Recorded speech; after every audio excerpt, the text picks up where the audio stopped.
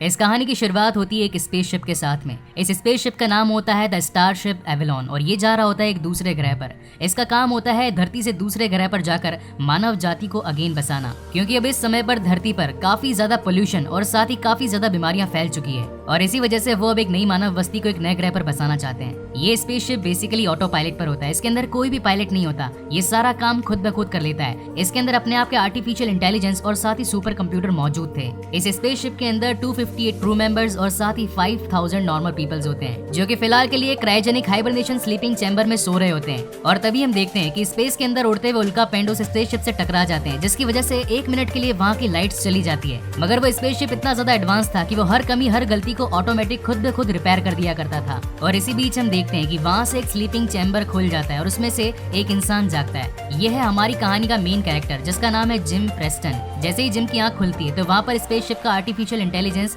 उसका स्वागत करता है और कहता है कि आपका इस न्यू प्लेनेट होमलैंड पर स्वागत है। आप पूरे 120 साल बाद जागे। आज से ठीक 4 महीने बाद में हम उस प्लेनेट पर होंगे। इन 4 महीनों तक आप इस पूरे स्पेसशिप की हाई क्लास फैसिलिटी का लुत्फ उठा सकते हैं, जिसमें आपको मिलेगा अच्छा खाना, क्रिकेट, ड्रिंकिंग और साथ ही जो आपका दिल चाहेगा आप वो कर सकते हैं। जिम बेसिकली एक किसान होता है, इसीलिए उसे लेवल 3 में रखा जाता है। यहाँ पर लोगों की 3 कैटेगरीज होती है, लेवल 3, लेवल 2 और साथ ही लेवल 1, जिसे सिल्वर, गोल्ड और प्लेटिनियम से भी इंडिकेट किया जाता है। अब क्योंकि जिम पूरे 120 साल बाद जागा था तो इसी वजह से उसे काफी ज्यादा थकान हो रही होती है, तो वो अपने केबिन में जाकर सो जाता है। अगले दिन जब उसकी नींद खुलती है तो वो आकर देखता है तो उसे स्पेसशिप में कोई भी नहीं मिलता। वो पूरे स्पेसशिप का चक्कर लगाता है, हर केबिन, हर रूम और साथ ही हर डिवीजन में जाकर चेक करता है, मगर तब उसे पता चलता है कि सिर्फ वही उठा है। और वो स्लीपिंग चैम्बर में भी जाने की कोशिश करता है, जहाँ पर सभी फ्लाइट के क्रू मेंबर सोए हुए होते हैं, मगर वहाँ उसे जाने की परमिशन नहीं होती है। वो बहुत कोशिश करता है मगर दरवाजा नहीं खुल पाता। वो हर जगह जाकर चेक करता है मगर उसे उस जगह पर कोई भी नहीं मिलता। और तभी उसे एक आर्टिफिशियल इंटेलिजेंस की आवाज आती है कि तारामंडल में आपका स्वागत है। आप यहाँ पर क्या देखना चाहते हैं? आपको आपके हर सवाल का जवाब यहाँ पर मिल जाएगा। तब जिम उसे बताता है कि मैं यहाँ पर अकेला ही जागा हुआ हूँ। यहाँ पर अभी तक ऐसा कोई भी इंसान नहीं है जो अपने स्लीपिंग चैम्बर से जागा हुआ हो, लेकिन इस बात का एआई के पास में कोई भी जवाब नहीं होता। तब वो कंप्यूटर से पूछता है कि आखिर अभी हम कहाँ पर हैं? तब वहाँ का एआई उसे बताता है कि हम एक सफर में हैं, हम आने वाले 90 सालों में अपने सफर तक पहुँच जाएंगे। और ये बात सुनकर वो डर जाता है। तभी वहाँ पर जिम उस एआई से पूछता है कि आखिर कितने टाइम पहले हम पृथ्वी से इस सफर की ओर निकले थे? तब एआई उसे बताता है कि इस सफर को शुरू हुए आज से 30 साल बीत चुके हैं। अब उसे इस बात का एहसास हो जाता है कि वो काफी जल्दी जाग गया है, जो कि ऐसा नहीं होना चाहिए था। इसलिए वो अगेन उस शिप के अंदर जाता है और इस बात की पुष्टि करता है कि क्या कोई और जागा है इस शिप के अंदर उसके अलावा,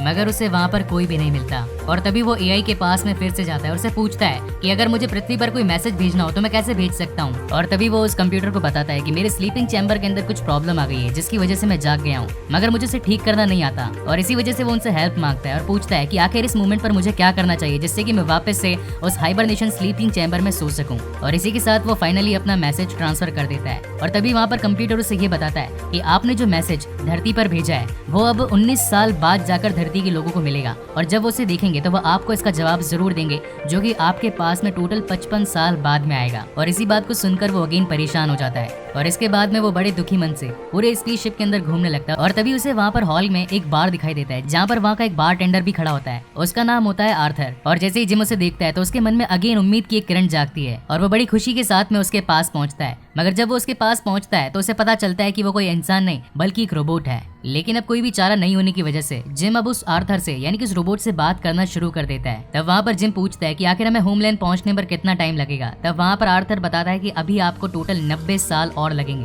तो जिम कहता है कि अगर 90 साल बाकी है तो मैं यहाँ पर कैसे बैठा हूँ? और तभी आर्थर कहता है कि हाँ, आप तो सही कह रहे हैं, आपको तो यहाँ पर होना ही नहीं चाहिए था। और ये सुनकर जिम वहाँ से चला जाता है। अगले दिन वो सोचता है कि मुझे अपने स्लीपिंग चैम्बर को वापस ठीक करने की कोई तिकड़म लगानी चाहिए। और तभी वो वहाँ से एक टेक्निकल रूम में पहुँचता है, जहाँ पर काफी सारे औजार पड़े होते हैं और वो उन्हीं औजारों की मदद से वापस से अपने स्लीपिंग चैम्बर को ठीक करने की कोशिश करता है, मगर वो इनमें नाकामयाब होता है। अब इस मोमेंट पर जिम को कुछ भी समझ में नहीं आ रहा था कि आखिर इन 90 सालों तक वो क्या करेगा, क्योंकि वो अकेला पड़ गया था इस पूरे शिप में। अब इसीलिए वो डिसाइड करता है कि वो उस कैबिन में जाएगा जहाँ पर इस पूरे स्पेसशिप का कैबिन क्रू और साथ ही टीम सोई हुई है। क्या पता उनको इस बारे में कुछ पता और वो मेरी इस बारे में हेल्प कर पाए। वो काफी कोशिश करता है उनके दरवाजे को खोलने की, मगर ये सारी कोशिशें नाकामयाब होती है क्योंकि उनका दरवाजा बहुत मजबूत होता है और इसी वजह से वो उसे कभी खोल ही नहीं पाता। शाम को अगेन जिम बार में पहुंचता है और वहाँ पर आर्थर से बात करने लगता है कि क्या तुम्हारे पास कोई रास्ता है जिसकी मदद से मैं अगेन उस स्लीपिंग चैम्बर में जाकर सो सकूं? मगर तब आर्थर कहता है कि आप वहाँ हैं जहाँ आपको नहीं होना चाहिए। और इससे ये बात तो क्लियर हो जाती है कि जिस जगह पर आप हैं आपको अपने मुताबिक अपनी जिंदगी को जीना सीख लेना पड़ेगा। और ये बात सुन के फाइनली जिम अब ये डिसाइड करता है कि वो पूरे 90 सालों तक यहाँ पर जीवन जीने के लिए तैयार है और इसी के साथ ही वो वहाँ के लग्जरी रूम्स को भी ट्राई करता है, जो कि बेसिकली प्लेटिनियम लेवल वाले लोगों के लिए था। वो एक किसान था और उसे लेवल 3 यानी कि खाली सिल्वर लेवल तक का अकॉर्ड पास था। और जब वो वहाँ पर जाता है तो वो देखता है कि ये तो काफी आलीशान है, यहाँ पर हर वो चीज मौजूद है जो कि एक लग्जरी लाइफ में होनी चाहिए। और इसी तरह जीते जीते उसे वहाँ पर काफी समय बीत जाता है और इतना टाइम बीत जाने की वजह से उसकी दाढ़ी और बाल काफी ज्यादा बड़े हो जाते हैं। मगर अब भी जिम के मन में कुछ खलिश थी, वो काफी उदास हो गया था। और एक दिन यूं ही अपनी ड्रिंक करते करते वो पहुंच जाता है उसी स्लीपिंग चैम्बर वाले हॉल में जहाँ पर कई सारे लोग सोए हुए थे। और वो वहाँ पर सभी को देख के काफी उदास और परेशान हो जाता है। अब पूरी तरह टूट जाने के बाद में जिमी डिसाइड करता है कि वो इस तरीके से नहीं जी सकता और वो अपने आप को खत्म कर देगा। इसीलिए वो बिना स्पेस सूट पहने वहाँ के मेन दरवाजे को खोलकर अपनी जान देना चाहता था। वो वहाँ तक पहुँच भी जाता है और बटन को दबाने ही वाला होता है, लेकिन उसकी हिम्मत जवाब दे जाती है और वो ऐसा नहीं कर पाता। और वहीं जब वो वापस लौटने लगता है तो गलती से उसका पैर उसी की बोतल से टकरा जाता है और वो वहीं पर गिर जाता है। और जैसे ही जब वो खड़ा होता है तो उसके पास ही एक स्लीपिंग चेंबर में एक लड़की सोई हुई होती है जिसका नाम होता है ऑरोरा। और जैसे ही जिम उसे पहली बार देखता है तो उसे लव एट फर्स्ट साइट हो जाता है और वो अगले दिन अपनी कॉफी और नाश्ता लेकर डायरेक्ट उसी चेंबर के पास जाकर बैठ जाता है जहाँ पर ऑरोरा सोई हुई होती है। धीरे धीरे अब जिम भी उस लड़की को पसंद करने लगता है और वो आर्थर को बताता है कि वो उसे जगाना चाहता है। मगर तब आर्थर उसे कहता है कि ये बहुत ही गलत होगा, तुम ऐसा नहीं कर सकते। मगर उसके पास में और कोई रास्ता भी नहीं था क्योंकि वो अपने अकेलेपन से तंग आ चुका था।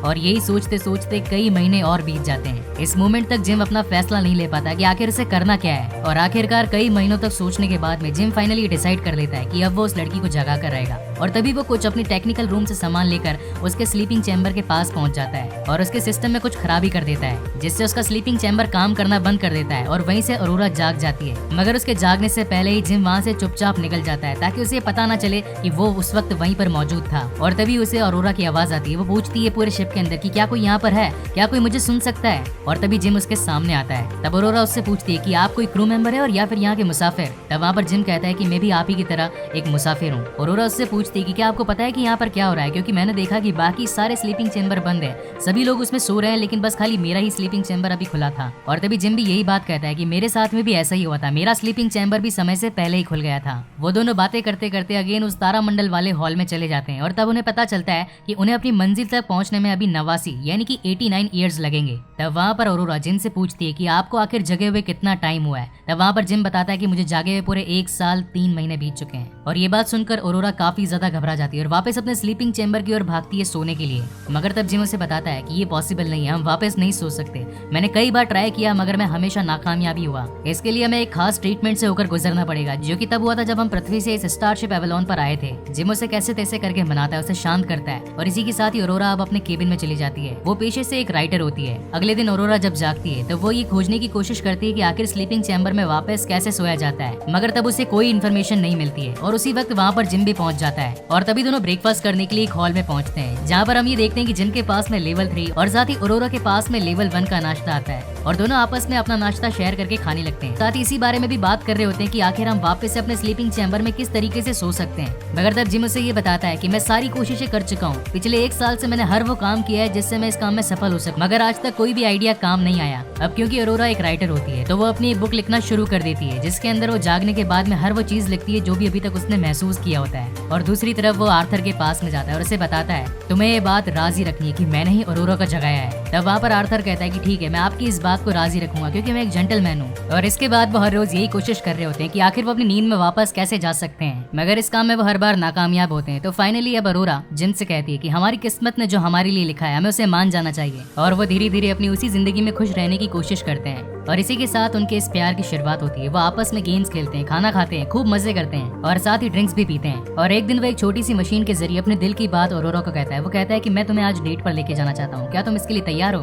और वहीं ऑरोरा हाँ कह देती है। और वहीं सीन शिफ्ट होता है इवनिंग में, जहाँ पर अब जिम तैयार होकर ऑरोरा के केबिन में पहुंचता है और वहाँ से वो दोनों बार में जाते हैं, जहाँ पर आर्थर उन दोनों का स्वागत करता है ड्रिंक करने और साथ ही शाम को और खास बनाने के लिए। उसके बाद में वो डिनर करने जाते हैं। डिनर खत्म हो जाने के बाद में जिम ऑरोरा को कहता है कि मैं तुम्हें एक खास जगह पर ले जाना चाहता हूँ। और तब वो उसे स्पेस सूट के उसी सेक्शन में लेकर जाता है जहाँ पर एक ऐसा स्पेस सूट होता है जिसे पहनकर वो उस स्पेसशिप के बाहर जा सकते थे। और इसी के साथ दोनों अब अंतरिक्ष में तैरने लगते हैं। दोनों की नजदीकियां भी काफी ज्यादा बढ़ जाती है। धीरे धीरे समय आगे बढ़ता जाता है और वो दिन आता है जब ऑरोरा का बर्थडे होता है। जिम ये सोचकर काफी खुश होता है कि आज उसका बर्थडे है और मैं इसे खास बनाने के लिए वो हर कोशिश करूंगा जो मुझे करनी चाहिए। और वो ये डिसाइड करता है कि आज वो उसे प्रपोज करेगा। वो उसके लिए एक रिंग भी लेकर आता है। वहीं दूसरी ओर उस बार के अंदर अब ऑरोरा आर्थर के साथ में बातें कर रही होती है और तभी आर्थर ऑरोरा को बताता है कि ये आज से 1 साल साल पहले की बात थी, जब जिम आपसे मिलने के लिए बेताब था। तब अरोरा सोच में पड़ जाती है और वो आर्थर से पूछती कि ये तुम क्या कह रहे हो, हमें तो मिले हुए अभी कुछ ही समय हुआ है, आखिर वो 1 साल से मुझसे मिलने के लिए बेताब क्यों था। और तभी आर्थर ये बात रिवील करता है कि जिम काफी टाइम से सोच रहा था कि वो तुम्हें उठाएगा,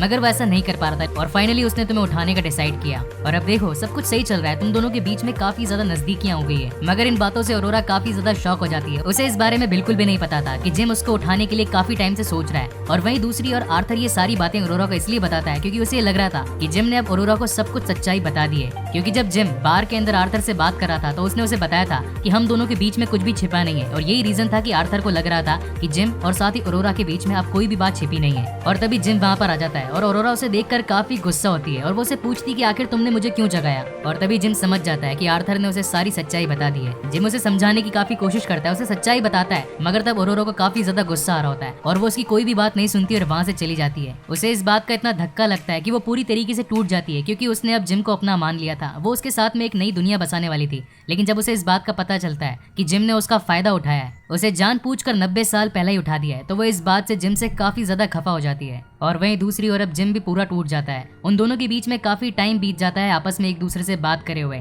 और फिर एक दिन अरोरा वहाँ पहुंचती है जहाँ पर जिम ने उस पूरे स्पेसशिप के बीच में एक पेड़ लगाया होता है और साथ ही कुछ छोटे छोटे पौधे भी रखे होते हैं। और ये देखकर वो समझ जाती है कि ये जरूर जिम का ही काम होगा, मगर वो उस पर रिएक्ट नहीं करती और वहाँ से चली जाती है। मगर तभी उसे पीछे से किसी के चिल्लाने की आवाज आती है कि आखिर मेरे स्पेसशिप के अंदर ये पेड़ किसने लगाया। उसका नाम होता है गैस मांसुको, जो कि इस स्पेसशिप के कैबिन क्रू का एक मेंबर होता है। और जैसे ही जिम और साथ ही अरोरा उस इंसान की आवाज सुनते तो वो भागते हुए उसके पास पहुंचते हैं और उसे बताते हैं कि ये पेड़ हमने ही लगाया था, मगर हम काफी जल्दी जाग गए थे। और तभी हमें पता चलता है कि मैनकुसो का भी स्लीपिंग चैम्बर खराब हो गया था, जिसकी वजह से वो भी समय से पहले जाग गया था। और अब क्योंकि मैनकुसो इस पूरे स्पेसशिप का कैप्टन होता है तो वो डिसाइड करता है कि वो खुद जाकर चेक करेगा कि आखिर उन स्लीपिंग चैम्बर्स में प्रॉब्लम क्या थी। और जब उन्हें चेक करता है तो उसे पता चलता है जिम का स्लीपिंग चैम्बर किसी तकनीकी खराबी के कारण ओपन हो गया था, लेकिन वहीं पर अरोरा का जो स्लीपिंग चैम्बर था उसे जानबूझकर ओपन किया गया। और तभी वो उनसे बात कहता है और वो अरोरा को ये भी पूछता है कि क्या तुम्हें इस बारे में पता है। तब वहाँ पर अरोरा कहती है कि हाँ, मुझे इस बारे में ऑलरेडी पता है, ये मेरा चैम्बर जिम ने ही खोला था। वहीं अगले सीन में हम देखते हैं कि मैनकुसो जो कि इस स्पेसशिप का कैप्टन होता है तो उसके पास में एक स्पेशल कार्ड होता है। उसके पास में हर सेगमेंट हर जगह पर जाने की परमिशन होती है, मगर क्योंकि अब वो एक लंबी नींद के बाद उठा होता है, इसकी वजह से उसका शरीर काफी ज्यादा कमजोर हो जाता है। और जब वो खांसता है तो उसके अंदर उसका खून भी निकलने लगता है। इसी वजह से वो अपने कैबिन में सोने चला जाता है। मगर तभी हम देखते हैं कि रात को उस पूरे स्पेसशिप की ग्रेविटी बंद हो जाती है, जिससे कि सभी चीजें हवा में उड़ने लगती है। वहीं दूसरी तरफ हम देखते हैं कि अरोरा स्विमिंग करने के लिए स्विमिंग पूल में कूदती है, मगर क्योंकि अब ग्रेविटी खत्म हो गई थी उसी वजह से पानी भी अब हवा में उड़ने लगा था और इसी वजह से अब अरोरा उस पानी के अंदर फंस जाती है। वो वहाँ से बाहर निकलने की काफी कोशिश करती है, मगर वो ग्रेविटी उसे बाहर नहीं निकलने देती। थोड़ी देर में स्पेसशिप की ग्रेविटी वापस भी आ जाती है क्योंकि उसका एआई काम करना चालू कर देता है। अगले दिन वो सभी अगेन यूनाइट होते हैं और इस बात का पता लगाने की कोशिश करते हैं कि आखिर ग्रेविटी बंद क्यों हुई थी। और तभी उन्हें पता चलता है कि 2 साल पहले ये शिप किसी उल्कापिंड से टकराया था, जिसकी वजह से इसमें कोई तकनीकी खराबी आ गई थी। उनकी ये बातें चली रही थी, लेकिन अब कैप्टन की तबीयत काफी ज्यादा खराब हो जाती है और वो एकदम से जमीन पर गिर पड़ता है। तो वहाँ से अरोरा और साथ ही जिम उसे लेकर मेडिकल रूम में पहुंचते हैं। वहाँ पर एक और चेंबर होता है जिसके अंदर वो मैनकुसो को डालते हैं और तभी वो मशीन उसे पूरा स्कैन करना शुरू करती है। और तब वो मशीन बताती है कि मैनकुसो के पास में कुछ ही घंटे हैं, वो थोड़ी देर के अंदर मर जाएगा। ये सुनकर वो दोनों काफी चिंतित हो जाते हैं। इस बात से अगेन वो दोनों टूट जाते हैं, लेकिन मरने से पहले मैनकुसो उन्हें अपनी आईडी दे गया था और उन्हें बताता है कि ये एक स्पेशल आईडी है, इसकी मदद से तुम पूरे शिप में कहीं पर भी जा सकते हो। उसने उन दोनों को ये भी कहा था कि अब तुम्हारी जिम्मेदारी है उस तकनीकी खराबी को ढूंढो और उसे ठीक करो। अगर ऐसा नहीं हुआ तो समय से पहले ही सारे स्लीपिंग चैम्बर्स खुल जाएंगे और जो लोगों को दूसरे दुनिया में पहुंचना है, यानी कि दूसरे ग्रह पर पहुंचना है, वो वहाँ पर पहुंचने से पहले ही खत्म हो जाएंगे। उनके जाने के बाद ये बात की तो श्योरिटी थी कि जरूर शिप के अंदर कोई ना कोई खराबी तो है और हमें उसे ढूंढकर उसे ठीक करना पड़ेगा। और ये दोनों अपनी उस आईडी का यूज करके शिप के हर कोने में जाकर चेक करते हैं और तभी उन्हें पता चलता है कि शिप के किसी एक कोने में उस उल्कापिंड के टकराव की वजह से एक छेद हो गया है, जिससे कि गर्मी इस पूरे स्पेसशिप के अंदर आ रही है और इसी के कारण ही स्पेसशिप का टेम्परेचर लगातार बढ़ रहा होता है। और अब उनके पास में बस एक ही उपाय होता है, उन्हें बाहर जाकर स्पेसशिप का मेन डोर खोलना होगा ताकि अंदर बन रही सारी गर्मी, सारे टेम्परेचर वहाँ से बाहर चला जाए। और अगर ऐसा नहीं किया गया तो शिप कुछ ही देर के अंदर ब्लास्ट हो जाएगा और जो 5000 और साथ ही बाकी क्रू मेंबर्स हैं वो सभी मर जाएंगे। अब क्योंकि टेम्परेचर काफी ज्यादा बढ़ गया था तो उसी टेम्परेचर की वजह से पूरे स्पेसशिप की चीजें बेकाबू होने लगती है। आर्थर भी अपना कंट्रोल खो देता है और बार बार चीजों को तोड़ने लगता है। तभी जिम वहाँ पर पहुंच जाता है और उसकी बैटरी निकाल देता है, जिसकी वजह से आर्थर वहीं पर ऑफ हो जाता है। और तब जिम ये डिसाइड करता है कि वो स्पेसशिप के बाहर जाएगा और बाहर बाहर से उसके दरवाजे को खोल देगा। ऑरोरा उसे मना करती है कि अगर तुमने ऐसा किया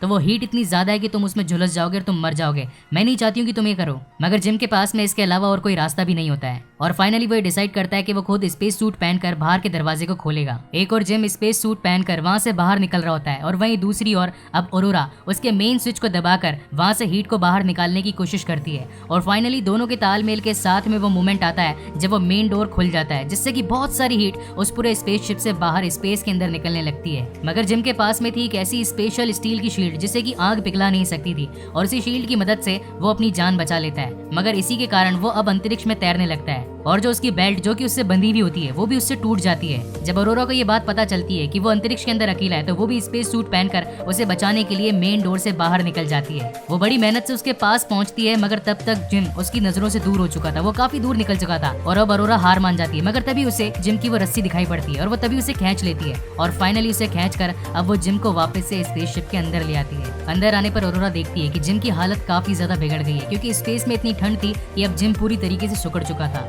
और तभी वो जिम को लेकर पहुंचती है उसी मेडिकल रूम में जहां पर वो कभी मैनकुसो को लेकर गए थे। मगर तब वो मशीन डिनाई कर देती है, वो कहती है कि हमारे पास एक्सेस नहीं है और ये कुछ ही देर में मरने वाला है। तब वहां पर ऑरोरा उस खास स्पेशल आईडी का इस्तेमाल करती है और कहती है कि सारे ट्रीटमेंट एक साथ शुरू कर दो और जैसे ही उसे वो एक्सेस मिलता है वो पूरी मशीन एक्टिवेट होकर जिम का इलाज करना शुरू कर देती है और देखते ही देखते जिम वापस उठ खड़ा होता है। जिम को वापस पाकर ऑरोरा काफी खुश हो जाती है, उसकी आंखों में खुशी के आंसू होते हैं और तब वो ये डिसाइड करती है कि ये दोनों कभी भी झगड़ा नहीं करेंगे और अब फाइनली दोनों एक हो जाते हैं। कुछ ही दिनों बाद में जिम ऑरोरा को एक ऐसी मशीन दिखाता है जहाँ पर वो ऑरोरा को बताता है कि मैंने इस मशीन को उस तरीके से बनाया है जिससे कि तुम अगेन सोकर 90 साल बाद जाग सकती हो। मगर तब ऑरोरा ऐसा करने से मना कर देती है। उसके मना करने के पीछे का रीजन ये था कि वो जानती थी कि अकेला रहना कितना मुश्किल होता है और तब फाइनली दोनों ये डिसाइड करते हैं कि 90 सालों का सफर अब वो जी कर निकालेंगे। और वहीं अगले सीन में हम देखते हैं जिम, आर्थर और साथ ही ऑरोरा को जो कि बार में बैठे होते हैं और तब अगेन जिम उसे प्रपोज करता है, उसे वो रिंग देता है जो वो आज से कुछ टाइम पहले उसके लिए लेकर आया था और इस बार ऑरोरा उसका ये प्रपोजल एक्सेप्ट कर लेती है और अब उन दोनों की एक खुशहाल लाइफ स्टार्ट हो जाती है क्योंकि अब उन दोनों ने अपनी एक नई जिंदगी की शुरुआत जो कर ली थी। कि ऑरोरा एक राइटर होती है तो उसने एक किताब भी लिखी थी जिसके अंदर उसने अपने पूरे 90 सालों के एक्सपीरियंस को शेयर किया था।